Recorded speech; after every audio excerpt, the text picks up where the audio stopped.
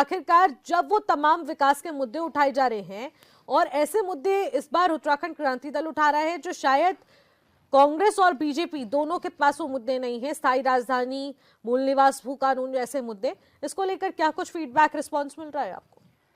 हाँ निशा जी, सबसे पहले तो आपके दर्शकों को मेरा नमस्कार। और मैं जो आपने मुझे पूछा, जब ये चुनाव की चर्चा होने लगी, समय कम रह गया है, अच्छी बात है। और हमने बार बार कई बार कहे हैं, चाहे हमें जनता का उस बार आशीर्वाद न मिला हो, लेकिन हमारे जब से उत्तराखंड बना है, उत्तराखंड बनाने की जो अवधारणा बनी है, उसी से निकले हुए जो हमारा विजन था, वो long term and short term में हमारे विजन थे। और उस विजन को लेकर के हमने उत्तराखंड मांगा था, और वो हमारे राजनीतिक प्रस्ताव समझो, वो मांगे समझो, हमारी निरंतर जारी हैं। और उसके लिए आप देख रहे होंगे कि लगातार उत्तराखंड क्रांति दल के समर्थक और उत्तराखंड क्रांति दल के लोग सड़कों पर जनता को चेताने का काम कर रहे हैं। तो इससे स्पष्ट है कि हमारे मुद्दे क्या क्या होंगे। लेकिन फिर भी जब आपने यहाँ पर पूछा, मैं जब यहाँ पर आया हूँ, तो मैं सबसे पहले तो ये हमारे मुद्दे ये होंगे कि हमारे जो राष्ट्रीय दल हैं, जिन्होंने 25 साल तक हमारे राज्य को छल दिया है, उनके मैनिफेस्टो में से कितना % काम हुआ, ये तो हमारा पहला क्वेश्चन होगा और पहला ये हमारा मुद्दा भी होगा। उसके बाद हम आएंगे कि इतने साल से रट लगा रहे हैं, तो उस रट को ये पूरे क्यों नहीं करते हैं। हमारे मुद्दे तो वही हैं कि हमारा सबसे पहला जो एम है, जो हमारा जो अभी अधूरा राज्य रह गया है, उस राज्य के लिए अस्थायी राजधानी गैरसैंण होगी। ये हमारा पहला पॉइंट रहेगा। उनको मैंने जो बताया कि राजनीतिक जो हमारे प्रस्ताव थे, वो जो हमारी मांगे थी, उन्हीं में अगर हमने ज्यादा नहीं, अगर 60% भी अपने मैनिफेस्टो में डाल दिया, तो उत्तराखंड के सुनहरे भविष्य के लिए बहुत अच्छा है। और उन्हीं मुद्दों पर हम लड़ेंगे, जिनमें से गैरसैंण राजधानी है, सुगम और सुलभ शिक्षा, मतलब ऐसी शिक्षा जो आम आदमी के पहुंच तक हो और पहाड़ों में, उसके लिए हमारा ये भी विजन है, ये भी हमारा प्लान है। अब आप ये सारी प्लानिंग है तो कैसे करेंगे वो हम अभी नहीं बताएंगे, लेकिन जैसे हम पहाड़ों में ऐसे फ्री हॉस्टल बच्चों के लिए, पढ़ाई के लिए बनाएंगे, जिससे लोग अपने बच्चों को, खास तौर पर सैनिक जो लोग ड्यूटी पे होते हैं, उनके बच्चे आज के वर्तमान सरकार की वजह से सिक्योर नहीं है, तो वह भाग करके शहरों की तरफ या कुछ ही दूसरी जगह चले जाते हैं।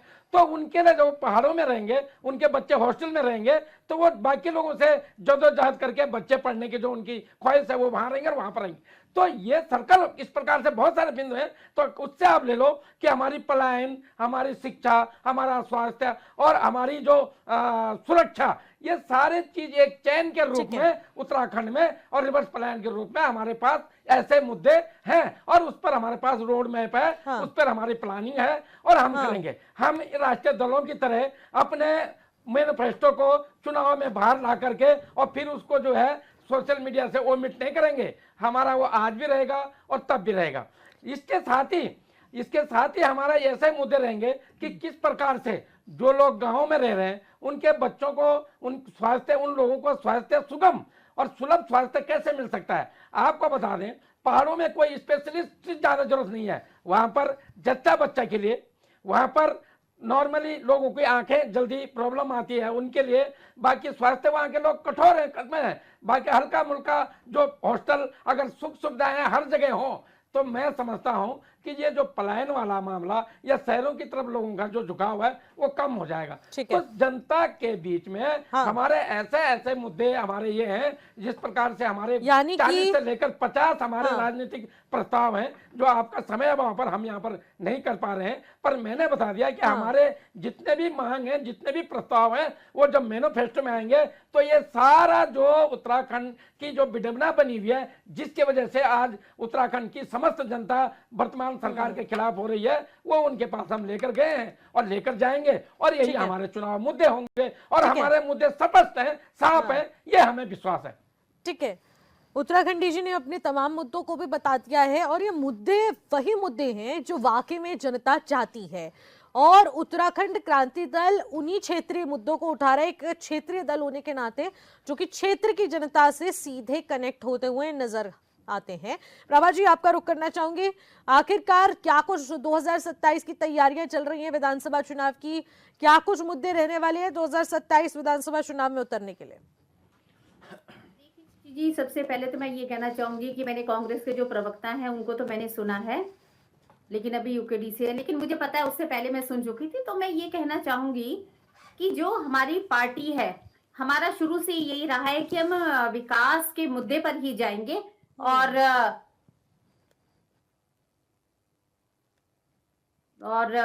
देखिए, हमारी पार्टी ने जब से हमारी सरकार है, हमने बहुत काम किया है राज्य में। अगर आप सड़क जो बुनियादी सुविधाओं की भी अगर मैं बात करूं, आप सड़क की बात कर ले, जल, किसी भी चीज की बात कर ले, तो मुझे लगता है कि हमने काफी काम। आपको आवाज आ रही है? जी जी जी बिल्कुल। हेलो जी प्रभा जी, आ रही आवाज। निशी जी, आवाज आ रही है आपको? प्रभा जी, मेरे को आपकी आवाज आ रही है, क्या आपको मेरी आवाज मिल पा रही है? हाँ, आ रही है निशी जी। जी जी जी। तो निशी जी, मैं ये बताना चाहूंगी कि हमारा एजेंडा विकास ही है। जितनी भी मूलभूत सुविधाएं हैं, जो भी है, अगर हम आज सड़कों की बात करें, पानी की बात करें, या पहाड़ पर भी सड़क पहुंचाने का काम किया हो, तो हमारी सरकार ने इन सभी कामों को बहुत अच्छे से किया है। और जब भी हम किसी सरकार की बात करते हैं, तो कहीं ना कहीं हम कंपैरिजन जरूर करते हैं कि जब पिछली बार सरकार थी और जब दोबारा हमारा कार्यकाल था, तो उसमें कितना अच्छा काम हमारी सरकार ने करके दिया है राज्य की जनता को। तो मुझे लगता है कि हमने वो सारी चीजों में बहुत स्पष्ट अंतर है, और अंतर इतना ज्यादा है कि माननीय मुख्यमंत्री जी ने खुद कहा है कि आज अगर हम पहाड़ों की भी बात कर लें, तो अगर कहीं पर किसी गांव में, क्योंकि हमें पता है कि जो पलायन की वजह से कई जगह बहुत कम वहां पर लोग रह गए हैं, तब भी हमने कहा है कि हम वहां तक भी सड़क पहुंचाने का काम कर रहे हैं, और वो प्रोजेक्ट हमारे वहां पर चल रहे हैं। दूसरा निश्चित जी, अगर हम रोजगार की भी बात करें, अगर पहले सरकारी नौकरियों के लिए ये बात करते, क्योंकि उत्तराखंड में हम ज्यादातर देखते हैं कि हमारे जो बच्चे हैं बहुत पढ़े लिखे, तो सरकारी नौकरी की तरफ रुझान सबका ज्यादा रहता है, पहले ज्यादा रहता था। तो अगर उसके लिए भी मैं बात करूं, तो 30,000 से ज्यादा नौकरी देने का काम हमारी सरकार ने किया है, तो उसको भी लोगों तक ले जाएंगे। लेकिन लोगों को पता है कि किस प्रकार हमारी सरकार काम कर रही है, जो मुझे लगता है कि बहुत बड़ा मुद्दा होने वाले मुद्दा भी है, और हमने काम करके दिया है। तीसरा, अगर मैं स्वरोजगार की भी बात कर लूं, तो उसके माध्यम से हमने अपने प्रदेश के युवाओं को मौका दिया है कि वो आए, अपना वो सेटअप करें और आगे बढ़े। उसके लिए भी आज स्वरोजगार के माध्यम से ही कम से कम 35,000 युवा हमारे आगे बढ़ चुके हैं, और वो बहुत खुश भी है, क्योंकि आज वो उस माइंडसेट से भी काम कर रहे हैं कि सरकारी नौकरी है, लेकिन हम अपना बिजनेस भी कर सकते हैं। और तीसरी बात जो मैं ये कहूंगी कि यहाँ पर अगर नए नए काम करने का काम किया, जैसे अगर हम फिल्म निर्माण की बात कर ले, तो ऐसे ऐसे काम हमने किए जिससे रोजगार स्थानीय लोगों को बहुत मिलेगा। तो आज यहाँ पर जो फिल्म की शूटिंग यहाँ पर हो रही है, उससे नए नए डेस्टिनेशन क्रिएट हो रहे हैं, तो लोगों को आर्थिकी लोगों की बढ़ रही है, उनका लाइफ स्टैंडर्ड बहुत ज्यादा बढ़ गया है।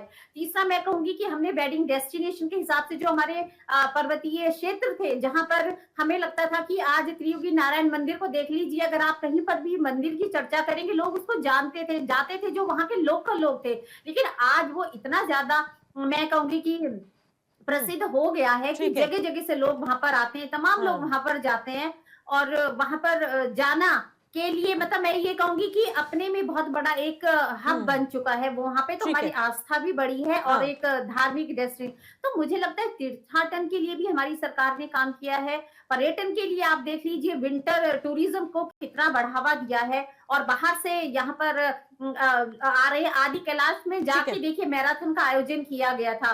तो मुझे लगता है कि तमाम ऐसी चीजें हम लोगों ने करी हैं कि जो मैं ये कहूंगी कि केवल एक चीज में नहीं, बहुत सारी चीजों में हमारा राज्य आगे बढ़ा है, और उसी का परिणाम है कि आज उत्तराखंड, जितने भी नए राज्य बने थे, जब उत्तराखंड बना था 3 राज्य और बने थे, उन सब में उत्तराखंड सबसे अग्रणी राज्य के रूप में आगे बढ़ा है। तो मैं ये कह सकती हूँ कि हमारे पास यानी कि जो अभी मुद्दे सक्रिय हैं, जो अभी मुद्दे सक्रिय हैं, जिन पर चर्चा हो रही है, उन्हीं विषयों को लेकर आगे भी बढ़ा जाएगा, और जो अधूरे पड़े कार्य हैं उनको भी पूरा करने का काम 2027 के विधानसभा चुनाव में मैनिफेस्टो में ऐड ऑन करके किया जाएगा।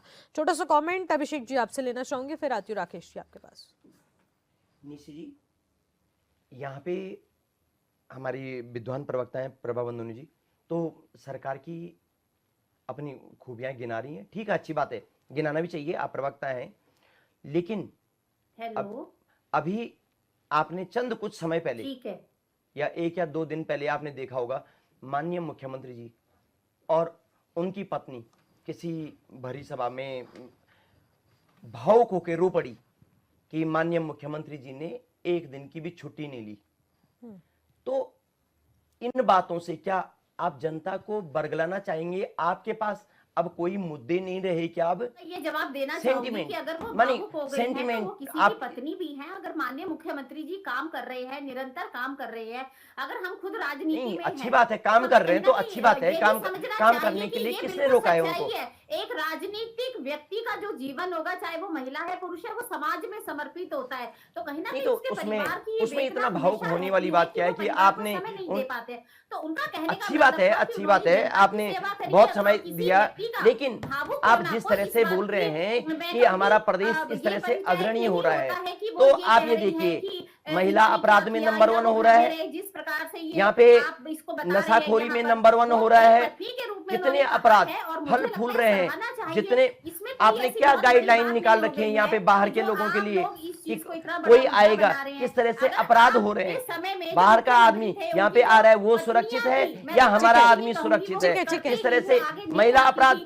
तो ये कोई पूरा भारतीय जनता पार्टी प्रदेश का हमारा ठेका नहीं अग्रणी कि है। आप लोग भी आइए आप काम इस तरह से करिए, लेकिन आप लोगों को तो कोई सामाजिक काम करने नहीं है। इस प्रकार के आयोजन कभी आपने उत्तराखंड में देखे जहाँ ठीक इतनी है। विशाल संस्कृति ठीक है, आती हूँ प्रभा जी आपके आयोजन पास। हुआ, एक एक करके सभी लोग आयोजनों के वहाँ बारे पर में ठीक भी है, माफी चाहूंगी आप लोगों को लिस्ट इंटरप्ट बताऊंगा। कर रही हूँ, अभी लेकिन पूरी समझिए लिस्ट जरा, बताऊंगा। 2027 अभी बहुत दूर है, आपने अभी समय है, तैयारियां पूरी कर लीजिए, क्योंकि बहुत सारे मुद्दे हैं जिन पर अभी भी चुनाव लड़ा जा सकता है और उन मुद्दों को जनता के बीच रखा जा सकता है। लेकिन आखिरकार कितने विश्वास के साथ जनता इन मुद्दों को एक्सेप्ट करने वाली है, भरोसा जताने वाली है? क्या ये दोनों राष्ट्रीय दलों पर एक बार फिर से जनता विश्वास जताएगी या क्षेत्रीय दल को ऑप्ट करने की कोशिश करेगी? ये भी देखने वाला विषय रहेगा। और इन सब की कमेंट्स आपने सुन लिए कि आखिरकार किन के मुद्दों में कितना दम है, इसी पर हम लोग जवाब भी लेंगे राकेश मिश्रा जी से। लेकिन एक छोटे से ब्रेक का वक्त हो चुका है, ब्रेक के बाद जो लौटेंगे आप बने रहिएगा। ब्रेक के बाद एक बार फिर से आपका स्वागत करते हैं क्वेश्चन आवर में, और क्वेश्चन आवर में हम लोग चर्चा कर रहे हैं किसके मुद्दे में कितना दम है। और आखिरकार उत्तराखंड में तीनों राजनीतिक पार्टियां लगातार अपने प्रयास करती हुई नजर आ रही हैं। हमारे साथ तमाम पैनलिस्ट ऐसी चर्चा में जुड़े हुए हैं। सीधे राकेश जी का रुख करूंगी। राकेश जी, देखिए आपने सभी राजनीतिक दलों को सुन लिया, यूकेडी अपना पक्ष रख रहा है, बीजेपी कांग्रेस अपना। आखिरकार किसके मुद्दे में कितना दम नजर आ रहा है? आखिरकार जनता किस विश्वास के मूड में है? देखिए, जनता बहुत सजग है। मुद्दे तो सबके अच्छे हैं, सभी ने अपने मुद्दे रखे। किसी ने मूल निवास का मुद्दा रखा, किसी ने अस्थाई राजधानी का मुद्दा रखा, किसी ने शिक्षा का रखा, किसी ने स्वास्थ्य का रखा। और गौर है, ये जीवन की परंपराओं से जुड़े हुए मुद्दे हैं और ये जीवन भर चलने वाले मुद्दे हैं। ऐसा नहीं है कि कोई भी राज्य बहुत विकसित हो जाएगा तो वहाँ ये मुद्दे नहीं रहेंगे, वहाँ भी ये मुद्दे रहेंगे, क्योंकि ये जरूरतें हैं। धीरे धीरे इन सब चीज़ों पर पटापेक्ष होगा। लेकिन असली मुद्दा क्या बनेगा, इस पर ध्यान देने की बात है। असली मुद्दा क्या होगा? असली मुद्दा होगा 80-20, एक पिच पे बैटिंग, जो कंटिन्यू आप मुख्यमंत्री के भाषणों में देख रहे हो। क्या इसकी तैयारी विपक्ष के पास है? कोई इसका कोई काट है? अगर इसका काट निकलेगा तो चुनाव में मजा आएगा, और नहीं, ये मुद्दे तो हमेशा रहे हैं। हर साल पार्टियों ने कि काम नक्की करा दूंगा, कहा होगा, सड़क पक्की करा दूंगा, कहा होगा, नशे की बात का एतबार क्या यारो, इलेक्शन के नशे में था, कहा होगा। तो ये तो हर राजनीतिक दल करते ही रहते हैं। इलेक्शन का नशा होता है, वादे अच्छे अच्छे होते हैं, कोई पैसे डालता है खटाखट खटाखट खटाखट, कोई पैसे पहले डाल देता है खटाखट खटाखट खटाखट, है नहीं है? तो चिंता इस बात की है कि उस 80-20 की रोकथाम के लिए यहां की राजनीतिक दलों ने क्या काम किया, क्योंकि भारत की राजनीति अब 80-20 पे चल रही है। अंतिम समय आते आते महीना भर जब चुनाव बचता है तो ये सारे मुद्दे गौड़ हो जाते हैं और एक मुद्दा शुरू हो जाता है। तो आज भी उसमें जो पाला है वो किसी दूसरे का ही भारी दिखाई देता है, और शायद उत्तराखंड के किसी राजनीतिक दल के पास इसका मजबूती से जवाब देने का आधार नहीं है।